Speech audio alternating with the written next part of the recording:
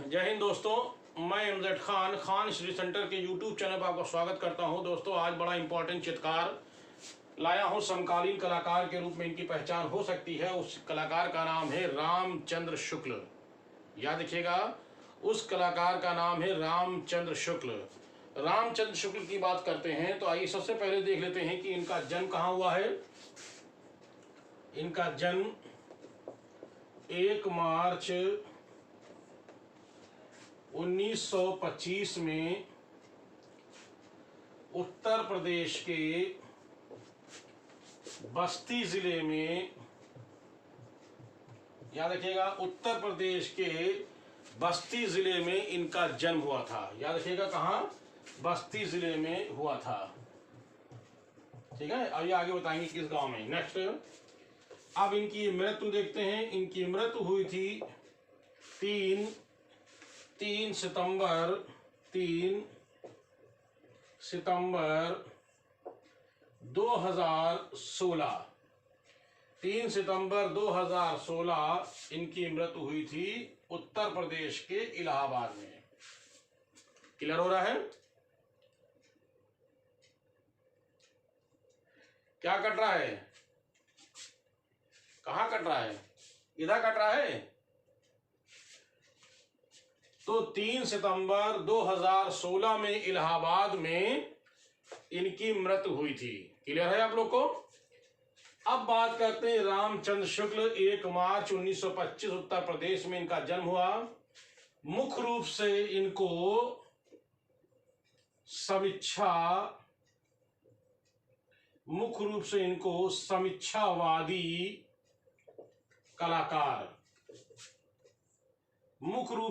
समीक्षावादी कलाकार के रूप में जाना जाता था। या ये कह लो कि रामचंद्र शुक्ल समीक्षावाद के जनक थे। ठीक है, समीक्षावादी कलाकार या समीक्षावाद के जनक थे। इसके साथ साथ एक बात और मैं बताना चाहूंगा कि इनका जो जन्म और मृत्यु हुई है तो हम इनको भी कह सकते हैं कि ये एक समकालीन कलाकार थे। इनको भी हम कह सकते हैं क्या? समकालीन कलाकार कह सकते हैं। ये समकालीन कलाकार भी थे। ठीक है, इनको आध्यात्मिक कलाकार भी कहा जाता है। आध्यात्मिक कलाकार भी कहा जाता है। तो इस तरह से रामचंद्र शुक्ल का क्वेश्चन अक्सर पूछा जाता है कि रामचंद्र शुक्ल जो है मुख्य रूप से क्या है, तो अक्सर आता है कि वो समीक्षावादी कलाकार हैं। क्या लगाएंगे आप? वो समीक्षावादी कलाकार के रूप में इनकी पहचान होती है। ठीक है ना? तो आइए आगे बढ़ते हैं, इनके बारे में देखते हैं हम लोग डिटेल में।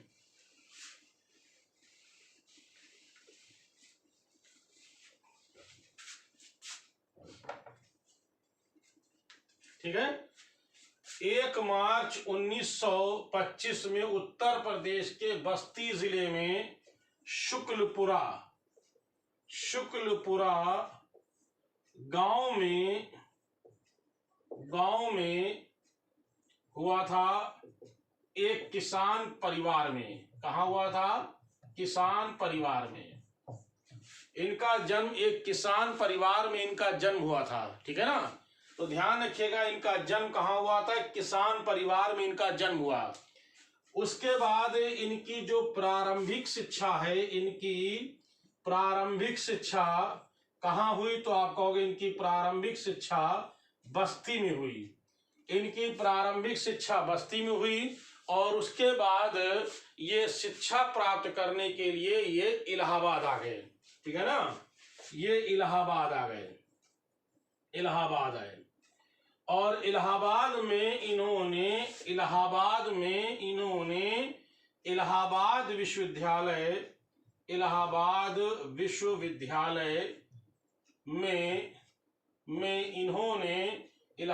विश्वविद्यालय में इन्होंने स्नातक की डिग्री प्राप्त की। अभी जो इन्होंने स्नातक की डिग्री प्राप्त की वो अन्य विषय से प्राप्त की थी। इन्होंने कला पर अभी इन्होंने कोई काम नहीं किया था, लेकिन 1943 से इन्होंने कला की शुरुआत की। ध्यान रखना, 1943 में इन्होंने कला की शुरुआत इलाहाबाद से की। ठीक है, इन्होंने इलाहाबाद कला विभाग में दाखिला लिया और वो समय था 1943। कला विभाग यानी चित्रकला विभाग, कला विभाग मतलब चित्रकला विभाग में यहाँ इनके जो कला गुरु थे, ध्यान रखना, यहाँ इनके जो कला गुरु थे उनका नाम था क्षितीन्द्र नाथ मजूमदार। कौन थे? क्षितीन्द्र नाथ मजूमदार। इनके जो कला गुरु थे उन कला गुरु का नाम था क्षितीन्द्र नाथ मजूमदार। क्षितीन्द्र नाथ मजूमदार इनके कला गुरु थे। इन्हीं से इन्होंने कला की शिक्षा प्राप्त की, पूरी डिग्री प्राप्त की। फिर इलाहाबाद में इनको इलाहाबाद विश्वविद्यालय में यानी इलाहाबाद के कला विभाग में इन्हें गर्व अतिथि याद रखिएगा, गर्व अतिथि पूर्व छात्र की उपाधि मिली। याद रखिएगा, इनको गर्व अतिथि पूर्व छात्र की उपाधि इलाहाबाद विश्वविद्यालय से इनको पूर्व यानी कौन सी? गर्व अतिथि पूर्व छात्रों की उपाधि से इनको सम्मानित किया गया। क्या किया गया? इनको उपाधि से सम्मानित किया गया। याद रखिएगा, इनको सम्मानित किया गया। और इस तरह से ये समीक्षावादी कलाकार जो थे वो एक चित्रकार के रूप में भी इनकी पहचान हो गई। ठीक है, एक चित्रकार के रूप में इनकी पहचान हो गई। और इस तरह से ये इलाहाबाद में रहते हुए इन्होंने क्षितीन्द्र नाथ मजूमदार से विभिन्न प्रकार की शिक्षा इन्होंने प्राप्त की। उसके बाद रामचंद्र शुक्ल ने इलाहाबाद में ही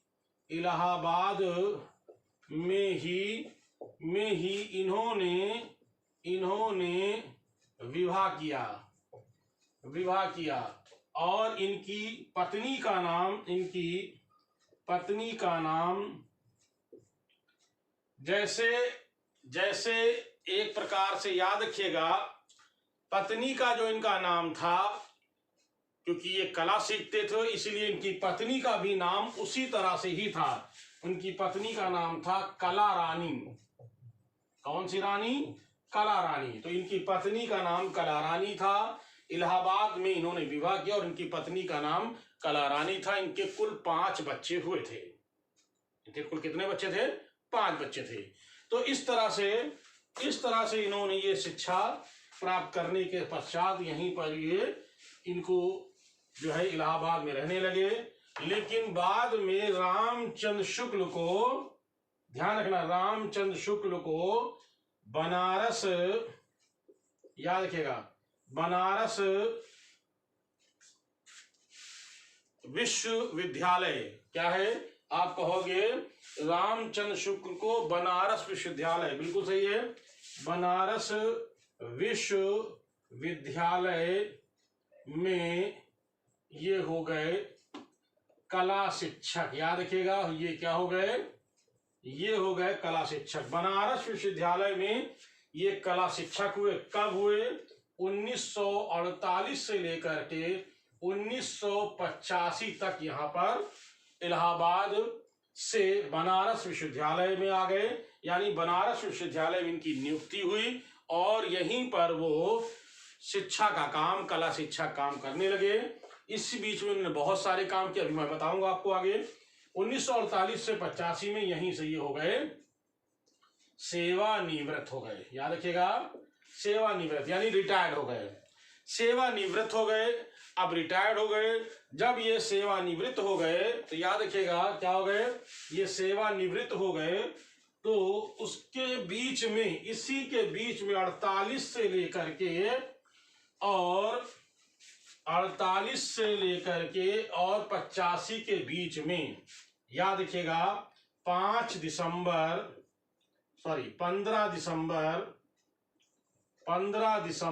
1973, ठीक है ना, याद रखिएगा 15 दिसंबर 1973, ध्यान से समझना मेरे को।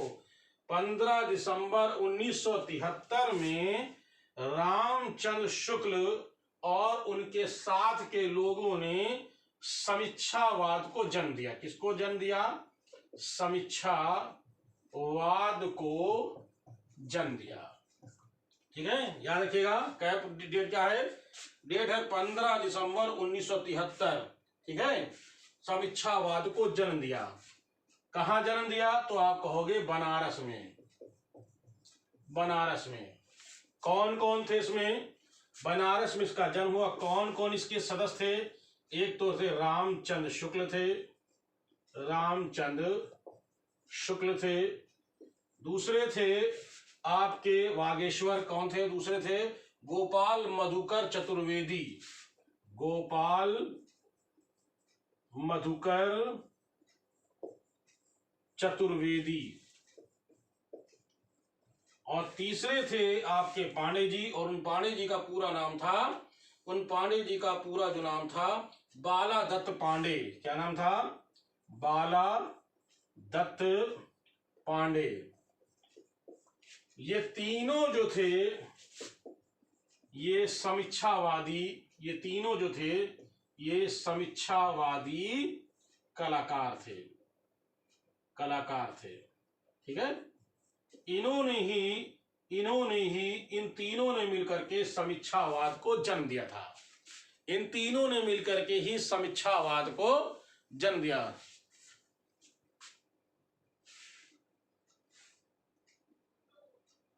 वॉइस आ रही है आप लोग के पास? बाकी और लोगों के पास वॉइस आ रही नहीं आ रही? आवाज मेरी जल्दी बताएं फटाफट, देर ना करें।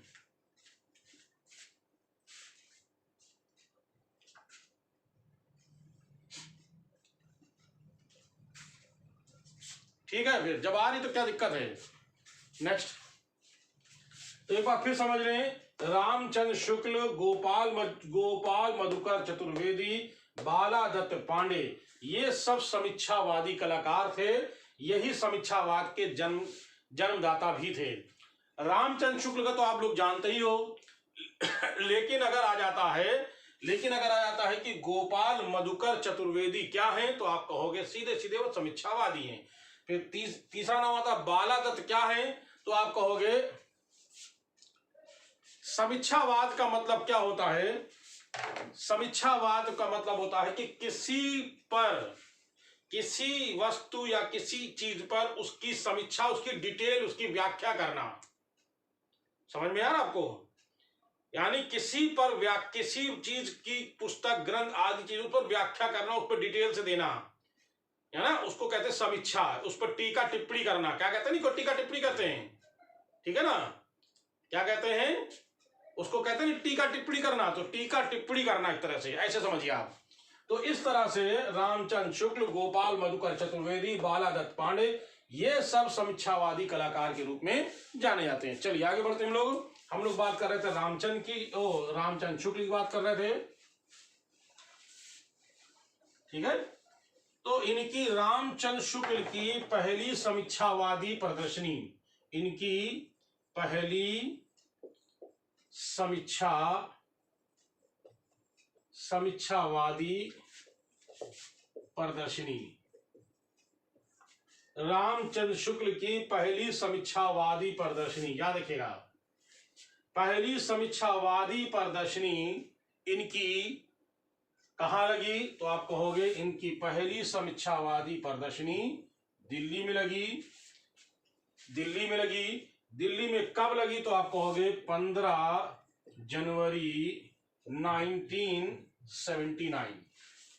इनकी पहली प्रदर्शनी जो लगी थी वो कब लगी, तो आप सीधे कहोगे इनकी पहली प्रदर्शनी 15 जनवरी 1979 में इनकी पहली प्रदर्शनी लगी थी। कहाँ लगी थी, आप कहोगे दिल्ली में लगी थी। ठीक है, याद रखिएगा कहाँ लगी, दिल्ली में। और दूसरी प्रदर्शनी याद कर लें, दूसरी समीक्षावादी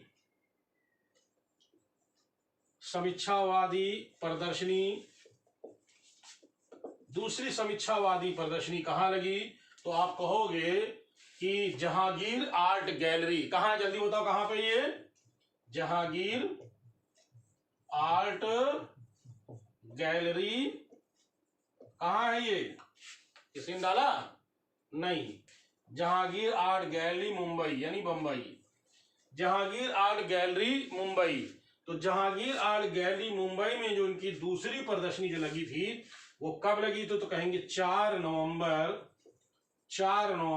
1980 में, 4 नवंबर 1980 में इनकी जो है चित्रों की प्रदर्शनी लगी थी। ठीक है ना, क्लियर हो रहा आप लोग को। आइए आगे बढ़ते हैं।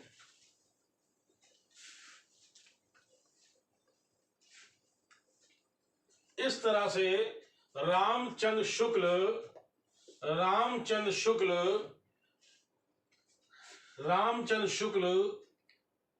के चित्र छोटे व बड़े दोनों ही बनाते थे। ठीक है, याद रखिएगा रामचंद्र शुक्ल थे, वो छोटे और बड़े दोनों ही चित्र बनाते थे। कोई एक चित्र नहीं बनाते थे, लघु भी बनाते थे, बड़े भी बनाते थे, छोटे भी बनाते थे। और अधिकतर अपने चित्रों में सर्वाधिक नीले रंग का प्रयोग करते थे। याद रखिएगा, सर्वाधिक कैसे रंग का प्रयोग करते थे, नीले रंग का। याद रखिएगा, सर्वाधिक नीले रंग का क्या करते थे, ये प्रयोग करते थे। ठीक है, सर्वाधिक नीले रंग का ये प्रयोग करते थे। इनको नीला रंग सबसे अधिक पसंद था। इसके अलावा जो चित्र बनाते थे अधिकतर, ये चित्र वाष्प पद्धति पर बनाते थे। किस पर, वाष्प पद्धति पर बनाते थे, या फिर वो टेम्परा पे बनाते थे। टेम्परा, वाष्प पद्धति में सबसे ज्यादा किस रंग का प्रयोग, वाष्प पद्धति में किस प्रकार का रंग प्रयोग किया जाता था, जल रंग, तैल रंग, या जो है पेस्टल रंग। बताइए जल्दी से, वाष्प पद्धति में किस प्रकार के रंग का प्रयोग अधिक करते हैं, जल, बिल्कुल सही, वाटर कलर। तो वाष्प पद्धति का प्रयोग करने के कारण ये जल रंग का याद रखिएगा, जल रंग का प्रयोग अधिक करते थे। ठीक है ना, यानी ये जल रंग, यानी वाष्प पद्धति में जल का प्रयोग होता है, इसलिए जल रंग का प्रयोग अधिक करते थे। और टेम्परा आप लोग जानते ही हैं कि टेम्परा क्या होता है, जब रंग में कोई पायस मिला देते हैं तो वो कहलाता है टेम्परा, यानी कोई द्रव्य मिला देते हैं रंग में तो हो जाता है टेम्परा। तो इस तरह से वो टेम्परा का भी प्रयोग करते थे। चलो आगे बढ़ते हैं हम लोग।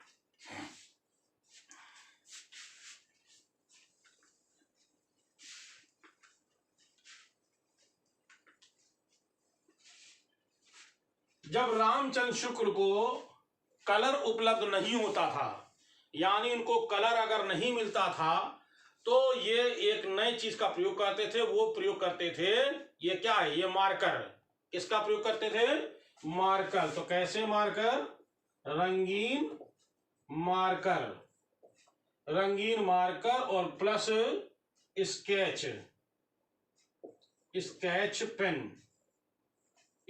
पेन, इन दोनों का ये प्रयोग करते थे। इसका रंगीन मार्कर या स्केच पेन जो होते नहीं, हम लोग बचपन में जिससे हेडिंग डालते थे, तो वो छोटे छोटे पेन होते पतले पतले वाले, वो स्केच पेन कहलाते। तो वो रंगीन मार्कर, तो मार्कर तो ये हो गया। तो रंगीन मार्कर और स्केच पेन का प्रयोग करते थे। ये रंग जब नहीं उपलब्ध होते तो इनका प्रयोग करते थे।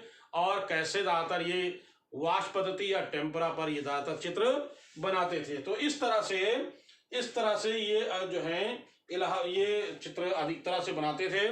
और फिर ये अंतिम समय में ये आ गए थे इलाहाबाद। ठीक है, ये अंतिम समय में इलाहाबाद आ गए, इलाहाबाद आ गए और चित्रकारी करने के साथ साथ वो आध्यात्मिक पर अधिक ध्यान देते थे, तो इसलिए इनको आध्यात्मिक कलाकार भी कहता है। आ गए और यहाँ पर चित्रकारी करने लगे, ठीक है, और आध्यात्मिक पर ध्यान देते, इसलिए इनको आध्यात्मिक कलाकार के रूप में भी इनको जाना जाता है।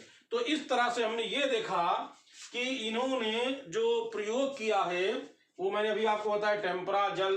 तो इनके चित्रों में जो प्रभाव हमें दिखता है विदेशी प्रभाव, तो हमको इनके चित्रों पर अभिव्यंजना, मैंने क्या बताया, अभिव्यंजना, व्यंजना, अभिव्यंजनावाद, किसका दिखता प्रयोग, हमको इनकी चित्रों पर अभिव्यंजनावाद का, ठीक है, व्यंजनावाद का, किस पर, इनके चित्रों पर अभिव्यंजनावाद का प्रभाव दिखाई देता है। याद रखिएगा किसका मिलता है, तो आप याद रखोगे अभिव्यंजनावाद का, किसका प्रयोग दिखता है, अभिव्यंजनावाद का प्रभाव दिखता है। तो आइए अब इनके हम लोग प्रमुख चित्र देख लें कि इनके कौन कौन से इनके प्रमुख चित्र हैं। इन्होंने चित्र के साथ साथ कुछ पुस्तकें भी लिखी हैं, उन पुस्तकों भी हम चर्चा करेंगे। तो आइए सबसे पहले हम लोग देखते हैं इनके प्रमुख चित्र।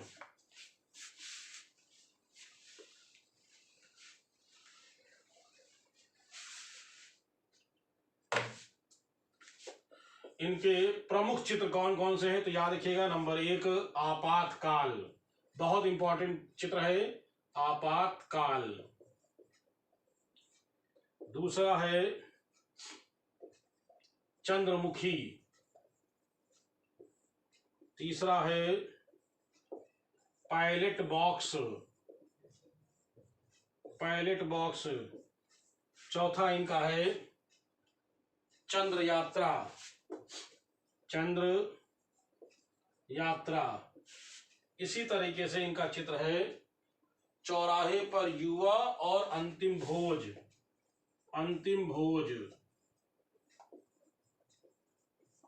चौराहे पर युवा,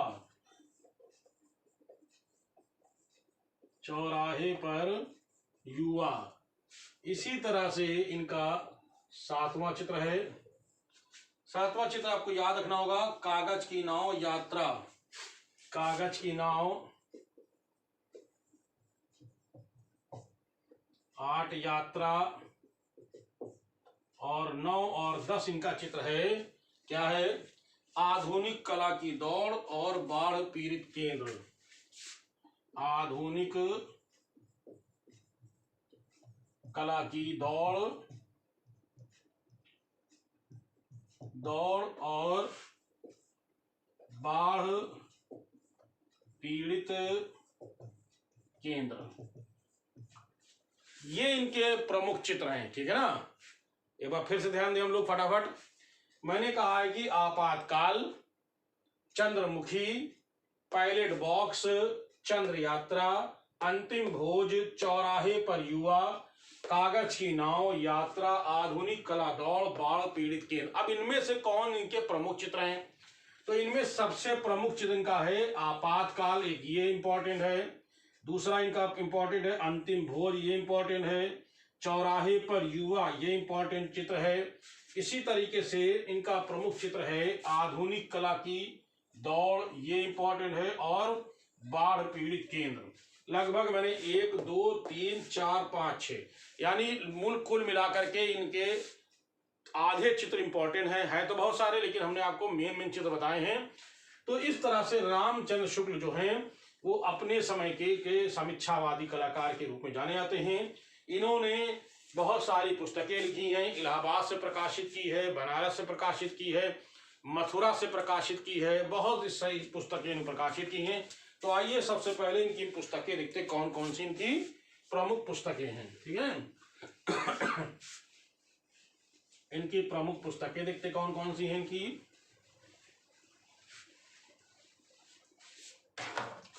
इनकी प्रमुख पुस्तकों में सबसे पहले देख लेते हैं, यहां लिख देते हैं प्रमुख पुस्तकें।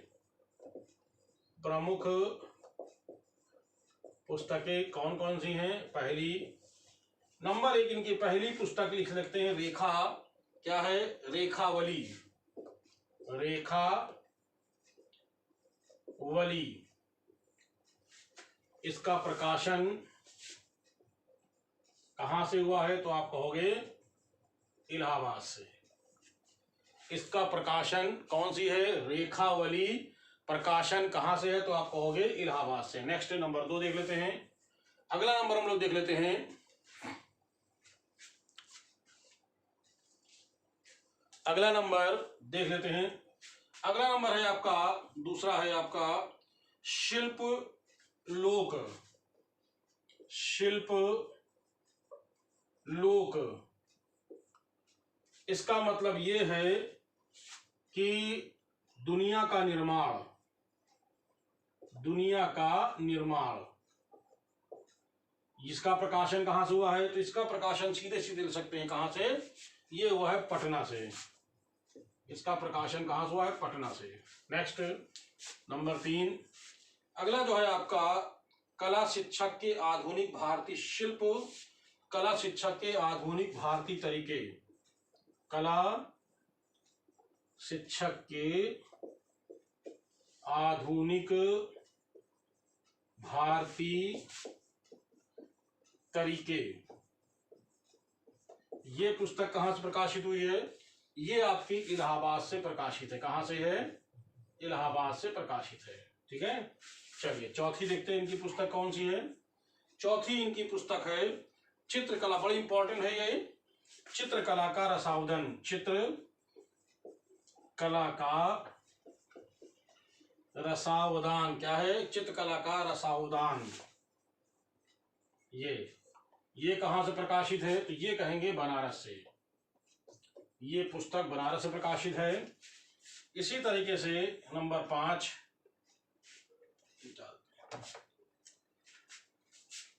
एक बार देख ले फिर आगे हम लोग बढ़ते हैं। एक बार फिर से रिपीट कर देते हैं मैं आप लोग के लिए।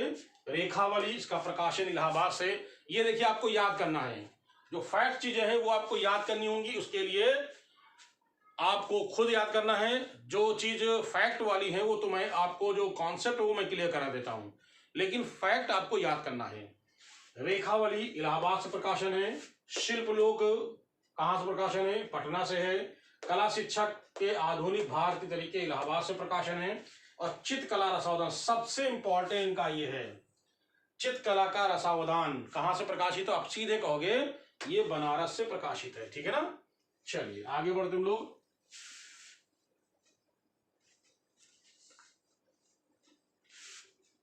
चलिए अगला है आपका कला और आधुनिक रुझान।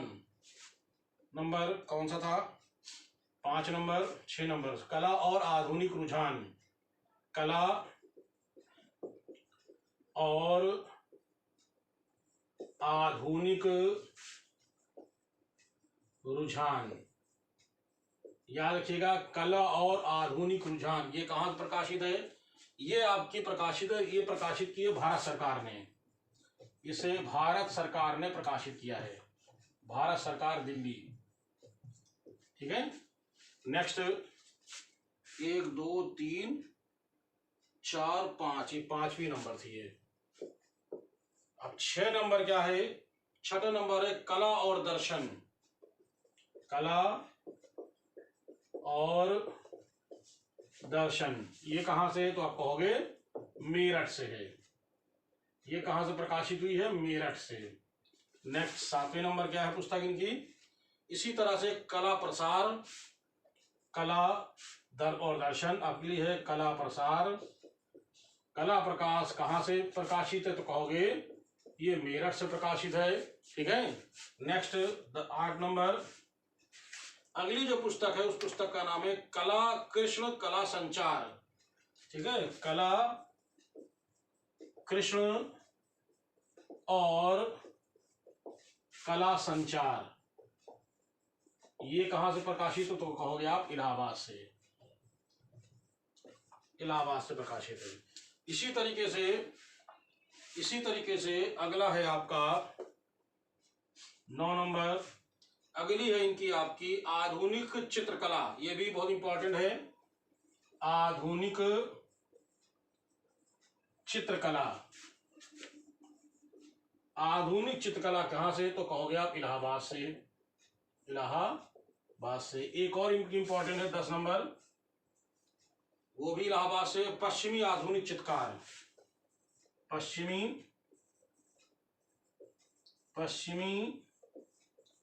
आधुनिक चित्रकार, ये भी कहां से है, तो आप कहोगे इलाहाबाद से।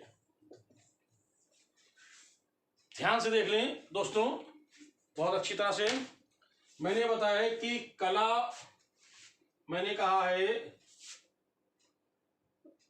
कला और आधुनिक रुझान, क्या है, कला और आधुनिक रुझान। भारत सरकार दिल्ली ने कला और दर्शन मेरठ से, कला प्रसार मेरठ से, कला कृष्ण और कला संचार इलाहाबाद से, आधुनिक चित्रकला इलाहाबाद से और पश्चिमी आधुनिक चित्रकार इलाहाबाद से। ये इनकी प्रमुख पुस्तकें हैं। इनमें से एक रसावधान सबसे इंपॉर्टेंट है और दूसरी आधुनिक चित्रकला, जो ये नंबर 8 9 नंबर पे है। आधुनिक चित्रकला और कला रसावधान, जो कला रसावधान जो बनारस से है, मैंने यही बताया बनारस से है। तो इस तरह से जो ये पुस्तकें इनकी बहुत इंपॉर्टेंट पुस्तकें हैं दोस्तों। इस पुस्तकों को तो आपको याद करना पड़ेगा। क्वेश्चन आएगा, अगर आप पढ़े होंगे तो क्वेश्चन आप आसानी से कर सकते हैं कि हाँ ये इसका आंसर ये हो सकता है, इसका आंसर ये हो सकता है। क्यों? क्योंकि पढ़ने पर मतलब क्वेश्चन सामने आ जाता है, एक बार पढ़ा होता तो आप उसको टिक मार सकते हो। तो दोस्तों इसको रिवीजन बार बार करिएगा। और मैं यूट्यूब पे डाल रहा हूँ, इस यूट्यूब को आप लोग कायदे से नोट्स बनाते चलें। जो लोग मुझसे जुड़ सकता है तो जुड़ने का प्रयास करें, क्योंकि बिना मैं सारी बस चीज़ें आपको यूट्यूब पर नहीं डाल सकता हूँ, ऐप के माध्यम से ही आपको जानकारी मिल सकती है। तो मैं समझता हूँ कि आप लोग मेरे वीडियो को देख ही रहे हैं, जो नए लोग देख रहे हैं उसको ज़रूर सब्सक्राइब करें। और मैंने एक नई चीज़ शुरुआत की है, क्विज़। मैंने एक नई चीज़ शुरुआत की, क्विज़ के बारे में कहूँगा कि जो भी हमारे स्टूडेंट देख रहे हैं, हमारे हो या गैर स्टूडेंट हो, हमसे पढ़े हो या ना पढ़े हो, वो क्वेश्चन जो कमेंट ज़रूर डालें और उस पर देखें कि हम क्या आंसर डाल रहे हैं। हम आपका मूल्यांकन नहीं करेंगे, हम तो आपको कमी आपकी बता सकते हैं कि आपके अंदर क्या क्या कमी है, उन कमी को दूर कर सकते हैं। और जो सही आंसर देगा तो उसको मैं बोर्ड पर अगले दिन जो क्विज होगी, उससे क्विज से पहले क्वेश्चन जो सॉल्व कराएंगे, अगले दिन मैं उनका नाम लूंगा कि इन्होंने इनका आंसर सही बताया है।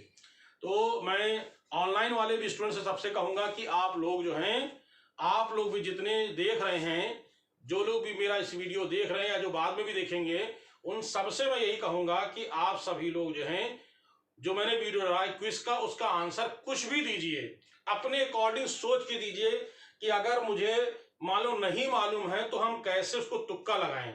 ये हो सकता है, ये हो सकता है, ये नहीं हो सकता है, यानी इसका आंसर ये हो सकता है, ये होता है, ये नहीं हो सकता, ऐसे लगाइए आंसर, लेकिन आंसर जरूर दीजिए। कोई किसी का इससे फर्क नहीं पड़ता है, ठीक है। लेकिन आंसर आप नहीं देंगे तो आप अपने अंदर, आपके अंदर डर बैठा है, आप अपने डर को नहीं बचा सकते हैं। और जो डर है और डर के आगे ही जीत है, ये तो आप सब जानते हो। क्योंकि अगर आप अपने अंदर डर बैठा रखो, अरे हम देंगे तो कोई जानेगा गलत आंसर दे दिया तो हमारी जो है इसमें हमारी बेइज्जती हो जाए, ऐसे बेइज्जती नहीं होगी। आप तो कम से कम हिम्मत तो दिखा रहे हैं आप कि आप उसको टिक करने की हिम्मत तो दिखा रहे हैं। और फिर गलत, एक बार एक गलत होगा, 2 बार गलत होगा, लेकिन तीसरी बार आपके क्वेश्चन सही होने लगेंगे। इससे एक बेनिफिट आपको ये मिलेगा, इससे बेनिफिट ये मिलेगा कि आपको क्वेश्चन पकड़ने की टेक्निक आ जाएगी। ये अभी तक पूरे यूट्यूब पे कोई नहीं शुरू किया है, मैंने क्विज एक शुरू की है और सभी लोग इसमें अपना पार्टिसिपेट लें, सभी लोग इसमें अपनी जो है अपनी वो आंसर रखें। और अगर रखेंगे तो आपकी कमी खुद अपने आप को अंदाजा लग जाए कि हाँ हमने यहाँ गलती की थी। नहीं देंगे, आंसर बता देंगे तो आपको आंसर तो मालूम हो जाएगा क्या मतलब रहा। तो मैंने एक तरीके से ये एक कला वालों के लिए एक बड़ा अच्छा मैंने एक सुनहरा अवसर शुरू किया है। और अगर आप जुड़ते हैं यानी इस पर आंसर देते हैं तो ये आप में अंदर एक हिम्मत बनती है, एक आपके अंदर आपको काम क्वेश्चन लगाने की एक टेक्निक मालूम होती है। गलती कहाँ की मैंने, अगले दिन फिर आपको समझ में आएगा, फिर आप देखो फिर गलती आपको सुधरेगी। तो तुरंत जो लोगों ने अभी अपने इस वीडियो को, पिछला वीडियो आपने जो यूट्यूब पे देखा है क्विज वाला, क्विज 1 के क्वेश्चन डालिए, वो आपको अगले दिन कल दोपहर तक ही आपको क्विज 2 मिलेगा, 2 के साथ पहले का आंसर मिलेगा। जिसका सही आंसर होगा मैं उसका नाम भी लूंगा कि इन्होंने आंसर सही दिया है, ठीक है। जिन्होंने आंसर, जो सही आंसर देगा उसका सही आंसर बताएंगे, इन्होंने इन लोगों ने आंसर सही दिया है। यानी जिस समय दूंगा, जो उस समय तत्काल जो आएगा उसी का ही मानेंगे, क्योंकि हो सकता मैं बता दूंगा इतने कमेंट्स आए, इतने कमेंट में मैंने आपको ये आंसर दिया है, और जिसका गलत है वो आप लोग अपनी गलती सुधारते चले। तो चलिए दोस्तों, मैंने आप लोग को एक्स्ट्रा टाइम लिया है, लेकिन आपके भले की बात कही है, और फिर हम लोग मिलते हैं नए वीडियो साथ। तब तक के लिए आप लोग जय हिंद।